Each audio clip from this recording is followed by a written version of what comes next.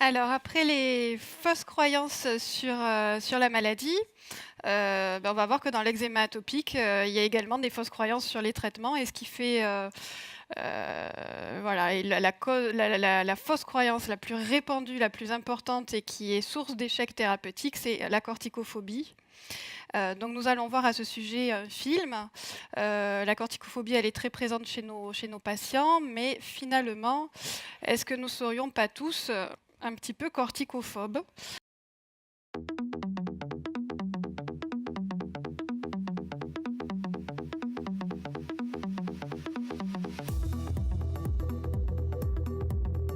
Je pose tout d'abord la question au patient de savoir si c'est une habitude ou si c'est exceptionnel, savoir comment il l'utilise, savoir s'il a des habitudes de soins de sa peau à côté. C'est trop, c'est beaucoup trop. C'est une grosse quantité. Du coup, je demanderai au patient dans un premier temps Quelle est la surface à traiter? Pour tout le visage, ça fait beaucoup. On demande pourquoi, si la personne part à l'étranger. Le nombre de prises, qu'est-ce qui se passe? Enfin, on va être un peu plus curieux, ça me semble beaucoup. Tout dépend de l'étendue, à quel endroit il met. style uniquement sur le visage, j'appellerai le médecin pour demander une confirmation des 10 tubes pour le mois justement. Une ordonnance de 10 tubes d'herbocorticoïdes, quand elle arrive au comptoir, eh bien, la réaction qui est à surveiller, ce n'est pas tant celle du pharmacien, mais c'est surtout celle du patient. Car il sait que ces 10 tubes, eh bien, ça veut dire que c'est un traitement qui va être long, avec beaucoup d'effets secondaires, et il aura sans doute beaucoup de mal à l'accepter. On peut avoir des craintes à l'usage des dermocorticoïdes si le produit est mal utilisé, si le produit est utilisé trop souvent et s'il n'y a pas de méthode relais entre les deux. Je m'inquiète par rapport aux effets secondaires, notamment l'affinement de la peau, l'effet rebond. La prise de poids, Ça peut fragiliser les os. On sait par expérience en fait que ce n'est pas anodin, que l'utilisation ne doit pas se faire au long cours, que ça diminue l'immunité locale. Rendre la peau blanche et perméable à beaucoup d'agents pathogènes. Des fois, on arrive à un point où la peau est vraiment très abîmée et très irritée. Et aussi par rapport au retour que nous font les patients. On sait aussi que la facilité, le fait que ça soit remboursé, les gens ont tendance, on le voit au comptoir, reviennent en demande, hors d'ordonnance, ah, mais il me donne toujours ça marche bien. Parce qu'effectivement, c'est efficace, ça traite tout de suite, mais ça ne règle pas le problème de fond. donc les effets secondaires sont bien sûr au niveau topique, au niveau local, mais aussi, et malheureusement avec les crèmes corticoïdes, au niveau général.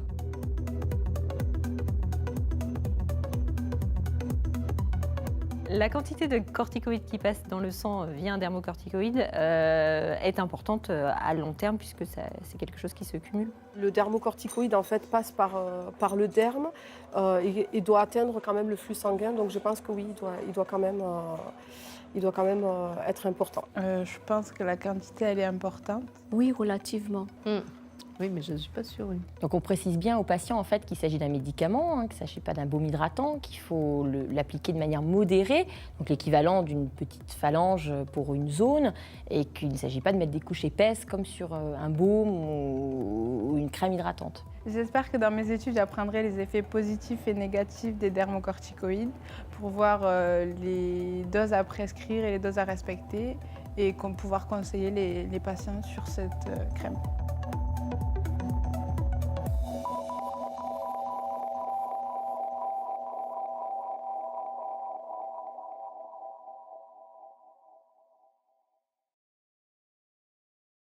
Donc effectivement, voilà, on le voit, la corticophobie, elle est très présente et très répandue, ce qui explique l'adhérence faible au traitement local dans l'eczéma atopique et du coup, nos causes d'échec.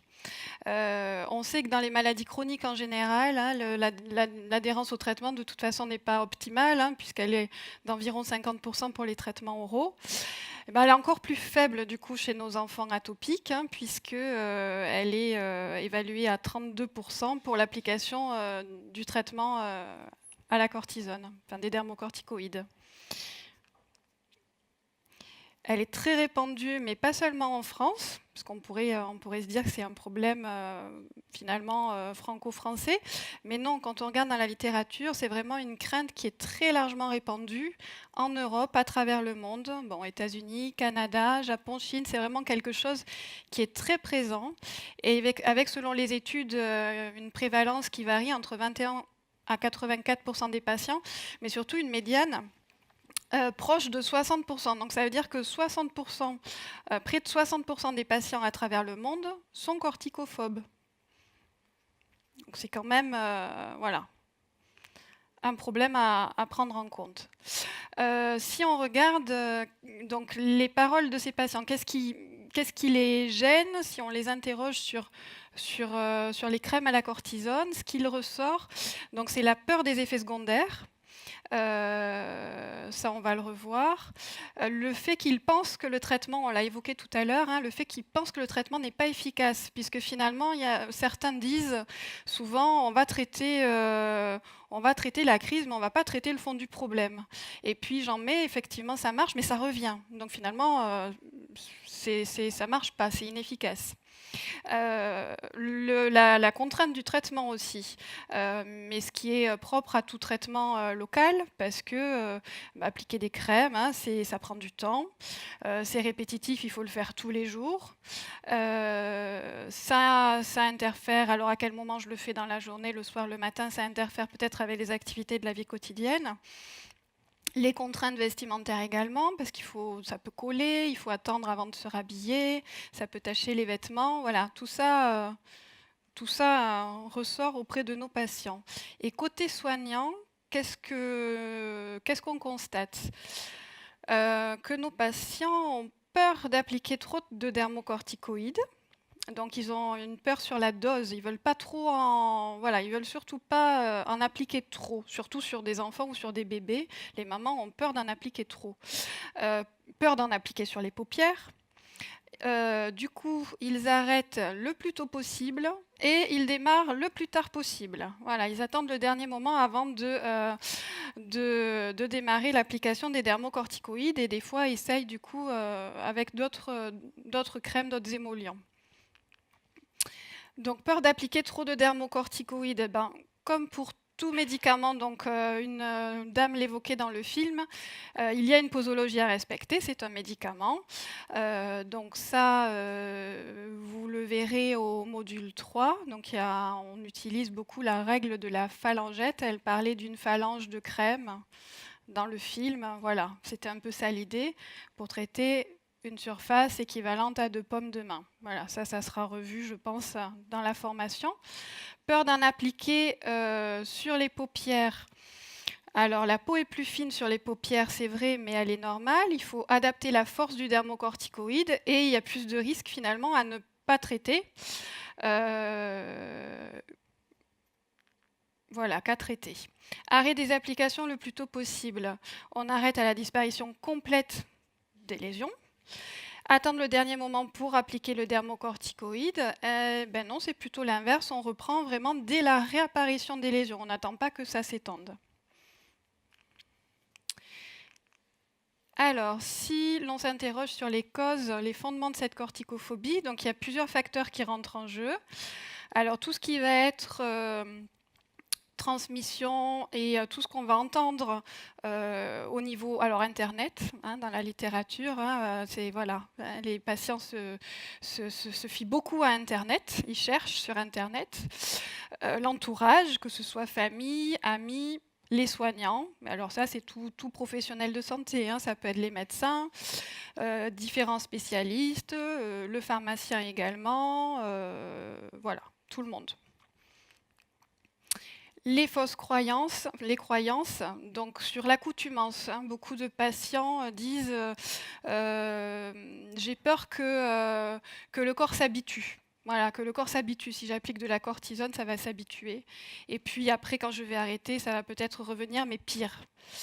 Alors après, il y a surtout une peur irrationnelle. Quand on pose la question aux patients de savoir qu'est-ce qui leur fait peur, sur l'application des crèmes à la cortisone, ils ne savent pas répondre. Ils ne savent pas. C'est pas bon, c'est pas bon, c'est vraiment une conviction profonde, mais on ne sait pas dire quelle est la crainte. Ce qui engendre du coup des recours à des médecines alternatives, l'homéopathie, des produits naturels, et puis un parcours de soins complexe avec, ils ont consulté souvent différents spécialistes, différents professionnels de santé, et puis de toute façon dans leur parcours, ils ont souvent vu peut-être le pédiatre, l'allergologue, le dermato, le médecin traitant. Tout ça, voilà, ils cherchent un petit peu, et avec des discours, encore une fois, parfois discordants, donc qui sont pas rassurants finalement pour l'adhérence au traitement. Il y a une maman d'un petit enfant qui avait une dermatite atopique en consultation qui s'est effondrée, qui s'était mise à pleurer parce qu'elle avait peur d'en appliquer. Et elle me disait, mais le médecin m'a dit que si j'en appliquais sur les paupières, ça allait lui rendre les paupières transparentes. Alors du coup, effectivement, moi, j'ai pas envie d'en appliquer si on me dit ça. Voilà, donc il y a beaucoup de choses qui tournent autour de la cortisone. Et donc c'est surtout aussi lié à une méconnaissance des effets secondaires, des vrais effets secondaires du traitement et qui sont souvent confondus avec ceux du traitement oral. Et donc, je vais passer la parole à Anne-Marie Tranier, donc, qui est infirmière d'éducation thérapeutique à l'hôpital Larrey à Toulouse, et avec qui voilà, on travaille et on essaie d'accompagner nos petits patients atopiques. Merci. Donc, nous allons jouer ensemble pour la 3e fois. Donc, les dermocorticoïdes peuvent être utilisés chez les nourrissons de moins de 6 mois. 1. Info. 2. Intox. Alors, vous avez 30 secondes. Alors, les dermocorticoïdes peuvent être utilisés chez les nourrissons de moins de 6 mois. C'est une info. Effectivement, les dermocorticoïdes sont les traitements de référence du traitement anti-inflammatoire. Vous aviez raison, hein, vous avez répondu à 80%. On peut les appliquer donc dès le plus jeune âge. La pénétration des crèmes au niveau de la bouche est très faible et le risque est nul. On peut même l'appliquer au niveau du pouce sucé par le jeune enfant. Alors, une autre question, une autre croyance qu'on peut entendre. Est-il important d'hydrater les plaques d'eczéma? Donc, selon vous, info, est-ce que vous pensez que c'est une info? Ou intox, vous pouvez lever la main si vous pensez que c'est une intox. Alors, selon vous? Il y a beaucoup d'intox. Donc, c'est une intox, dans le sens où l'hydratation est indispensable pour restaurer la barrière cutanée, mais d'abord, en premier lieu, il est essentiel donc de traiter l'inflammation par les dermocorticoïdes qui diminuent les démangeaisons. Et ensuite, on peut hydrater sur les zones sèches et non inflammatoires qui permet de restaurer la barrière cutanée et qui également espace les poussées. Alors, une autre croyance qu'on peut entendre, les dermocorticoïdes peuvent avoir un effet négatif sur la croissance. Est-ce une info ou une intox selon vous?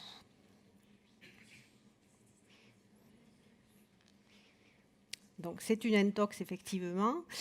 Les dermocorticoïdes, en fait, pénètrent très peu au niveau de l'organisme.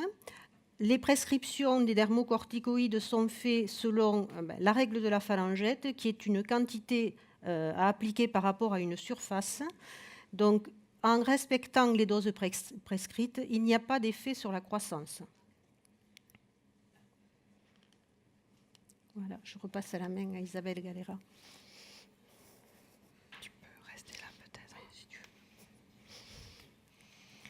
Alors, on continue avec les croyances, les fausses croyances. Alors, info, intox. Il y a beaucoup d'intox quand même, hein, effectivement, dans cette soirée. Alors, est-ce que les dermocorticoïdes peuvent favoriser les infections? Parce que, voilà, ça suinte, on m'a dit qu'il ne fallait pas le mettre. Alors, est-ce que ça favorise les infections ou pas? Non? Très bien, c'est encore une intox. Donc, ce sont plutôt les démangeaisons et le fait de gratter qui peuvent favoriser les surinfections. Donc, il y a de l'inflammation. Ça, vous l'avez vu, je pense, au module 1, la physiopathologie de l'eczéma. Il y a de l'inflammation dans l'eczéma. Il y a des démangeaisons, ça entraîne des démangeaisons. Donc, on se gratte. On a tous des germes sur la peau. Le staphylocoque adore l'eczéma. Donc si on gratte, si on fait pénétrer un petit peu les germes qu'on a sur la peau, ça favorise les infections effectivement. Donc quand on a une infection, parce que ça peut arriver, à ce moment-là, les lésions sont, on parle de croûtes mélissériques, donc il y a des croûtes jaunes ou des lésions purulentes. À ce moment-là, on suspend l'application des dermocorticoïdes. On traite bien sûr avec une pommade antibiotique dans le cadre de l'impétigo, donc quand il y a une surinfection bactérienne. Mais voilà, le dermocorticoïde en lui-même ne favorise pas les infections. À ce propos, donc, je parlais de lésions suintantes, on peut appliquer le dermocorticoïde sur des lésions suintantes, sur des lésions fissuraires, sur des lésions qui saignent, parce que souvent les patients n'osent pas, voilà, on m'a dit que si ça saignait, si ça suintait, etc., je ne pouvais pas appliquer. Tout ça, c'est lié à l'inflammation. On traite avec l'anti-inflammatoire. On observe une accoutumance avec les dermocorticoïdes. Oui ou non? Oui, non. Bon, encore une intox. Hein. On parle d'accoutumance quand l'application du dermocorticoïde, alors qu'il était efficace au début, quand le dermocorticoïde appliqué était efficace au début, au bout d'un moment, il perd son efficacité, il perd son effet. En fait, le plus souvent, il faut décortiquer les choses. C'est que soit le dermocorticoïde n'est pas adapté. Hein, des fois, il peut y avoir un problème au niveau de la force. Par exemple, on a continué à mettre un dermocorticoïde de classe faible alors que l'enfant grandit. Hein, voilà. Donc là, il faut changer la force du dermocorticoïde ou quand il est mal utilisé. Et ça, il faut interroger les patients pour savoir s'ils le mettent assez tôt, s'ils ne l'arrêtent pas trop tôt. Etc. Et donc ça sera revu également au module 3. Alors, si un patient vient au comptoir et vous demande est-ce que je peux aller au soleil après avoir appliqué mon dermocorticoïde? Qu'est-ce que vous lui dites? Il peut aller au soleil ou il ne peut pas aller au soleil? Ta. Alors, qui vote pour? Est-ce qu'il peut aller au soleil? Qui vote pour dans la salle? Qui lève la main? Personne? Il n'a pas le droit d'aller au soleil? S'il y a une main. Si, il a le droit d'aller au soleil? Oui. Oui? Qui vote contre? Il n'a pas le droit d'aller au soleil après avoir mis sa crème à la cortisone. Une main? Pas beaucoup, c'est mitigé. Alors, c'est encore une intox. Les dermocorticoïdes, alors ça c'est vraiment une croyance aussi très répandue. Ils ne sont pas photosensibilisants. Je pense que là encore, il y a un amalgame qui est fait avec les anti-inflammatoires non stéroïdiens qui peuvent être phototoxiques et entraîner des photoallergies. Mais pas les dermocorticoïdes. Bien entendu, si c'est un enfant, il faut respecter les règles de photoprotection habituelles. Hein. Et s'il vous demande dans quel ordre appliquer les crèmes, il faut lui expliquer qu'on applique d'abord le dermocorticoïde et ensuite le produit de la protection solaire. Alors, si on fait un point sur toutes les fausses croyances rencontrées avec les dermocorticoïdes. Si on essaye de synthétiser tout ça, de résumer tout ça, ce qui ressort le plus souvent dans les craintes et les peurs des patients, donc ce sont finalement un retentissement sur la santé à long terme de l'enfant, un risque de passage dans le sang. Ça, il l'évoque, voilà. J'ai peur que ça passe dans le sang, qu'il y ait des soucis pour sa santé plus tard, qu'il y ait des retards de croissance, la prise de poids éventuellement, des problèmes de diabète. Tout ça, tous ces effets-là, ça fait référence finalement aux effets secondaires des traitements oraux. plutôt, et de la cortisone orale. Le passage systémique, le passage dans le sang, il existe, mais il est très faible si on respecte la posologie habituelle et les règles de prescription usuelles de façon séquentielle chez l'enfant. Faire sortir l'asthme, on en a parlé avec Agnès tout à l'heure. Ça, c'est la marche atopique. Du coup, non, c'est lié au terrain, mais pas forcément. Traiter l'eczéma ne va pas faire sortir l'asthme. Fragilité cutanée, vergeture, dépigmentation, le fait qu'il y ait des lésions blanches, ça peut inquiéter les parents. Alors, ça peut faire partie des effets locaux, effectivement, des dermocorticoïdes, mais ça, c'est uniquement en cas d'application trop importante ou trop prolongée sans interruption, ce qui est, là encore, pas usuel dans nos règles de prescription habituelles. Les infections, on en a parlé, c'est plutôt lié au grattage. Et enfin, quelque chose qui les effraie aussi, c'est l'accoutumance au traitement. Ça, on en a parlé aussi, c'est plutôt lié au risque au mésusage du traitement. On va regarder un deuxième petit film qui a été tourné à l'officine, un cas de comptoir. Et puis ensemble, après, on réfléchira un petit peu sur ce qui est dit dedans.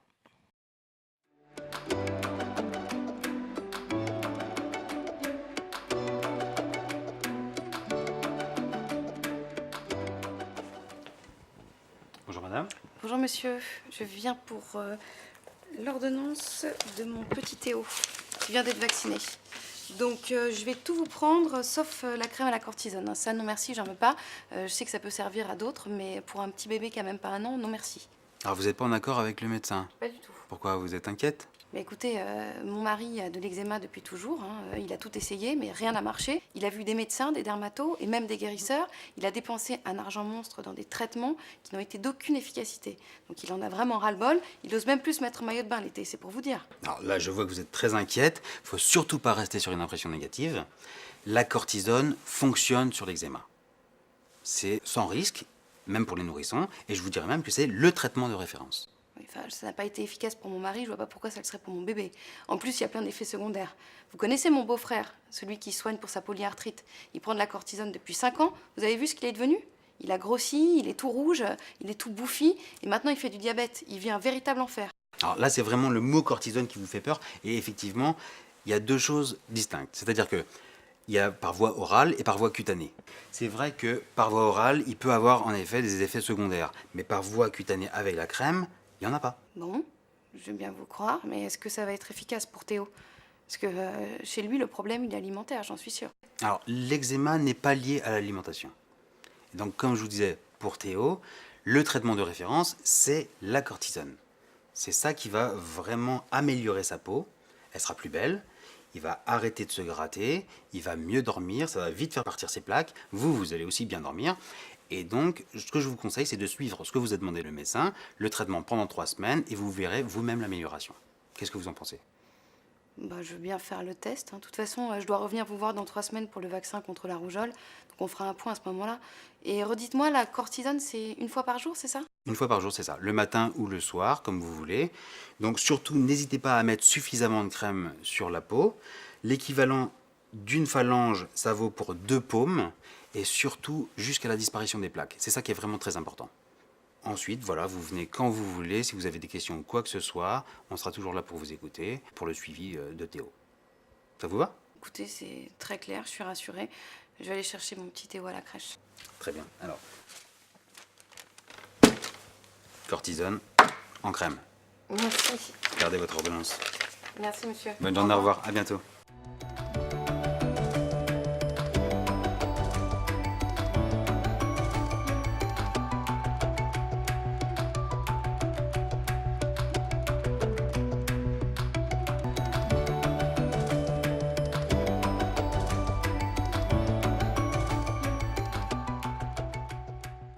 C'est une belle mise en image de tout ce qui a été dit jusqu'à présent hein, quand on parle de fausses croyances. Parce que donc, en effet, oui, la maman, elle est corticophobe. Hein, et donc, si vous êtes confronté à un patient comme ça au comptoir, comment est-ce qu'on peut, puisqu'on parlait de déceler la corticophobie, qu'est-ce qui peut permettre d'avoir ces informations? Déjà, la maman, d'entrée, elle parle du très jeune âge lié de l'enfant, enfin, le très jeune âge de l'enfant, et elle dit un petit bébé qui n'a même pas 1 an. Elle parle également des traitements qui ont été essayés pour la même indication chez le papa. Et donc, pour elle, voilà, on revient sur la cause de la maladie, ça ne fonctionne pas, ce n'est pas le bon traitement.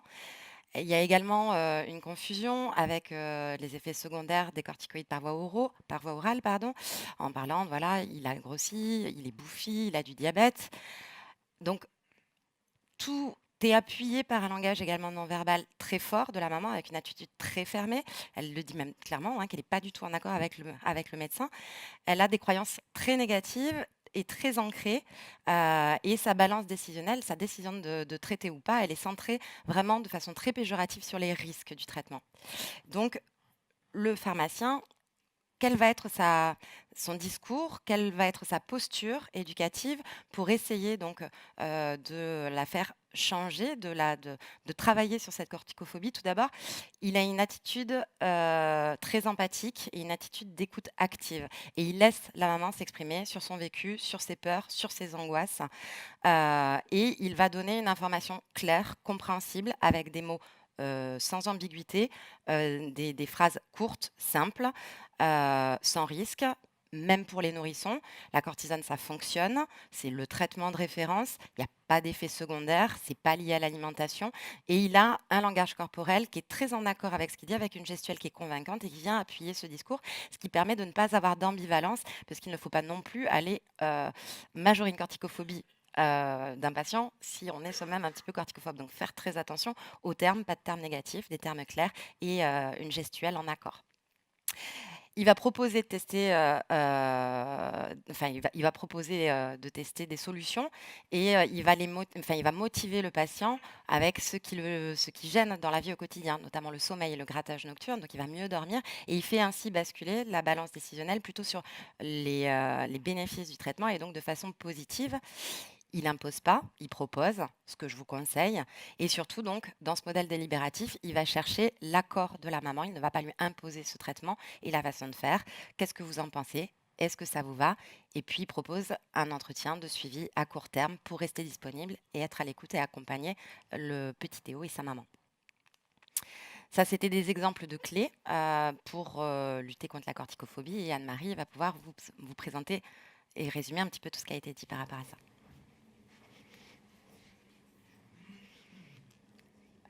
Alors en fait, comment démonter la corticophobie quand vous êtes en officine? Quelques clés. Tout d'abord, il faut instaurer une relation de confiance, comme vous avez pu le voir dans le film précédemment.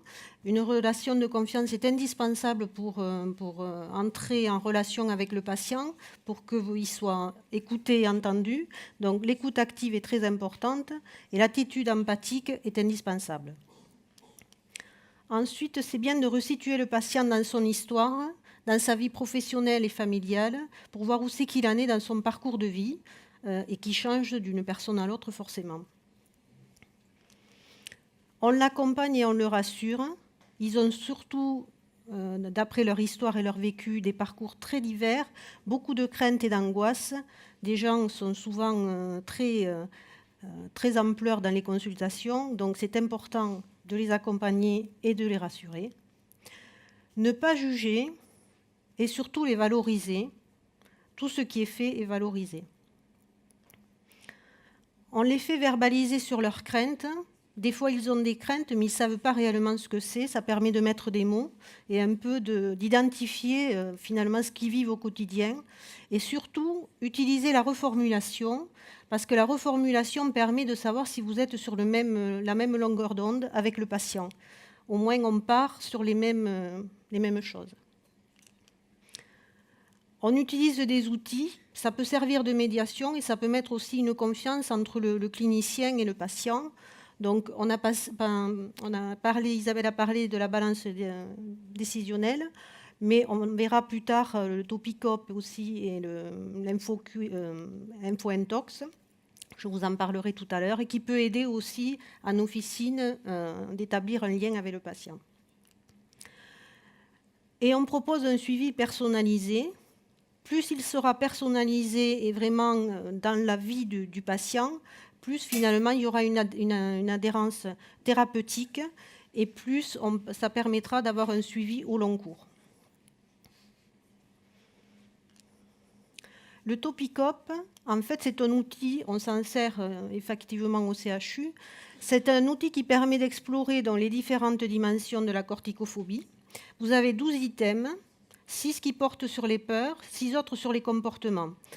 Donc en fait, ça permet de savoir un petit peu où en est le patient et ça oriente un peu notre discours et où est-ce qu'on peut modifier un peu un certain fonctionnement au niveau du cheminement du patient. Vous pouvez télécharger donc le Topicop sur poptraining.org et ça vous donne une idée un peu des questions que vous pouvez poser au comptoir.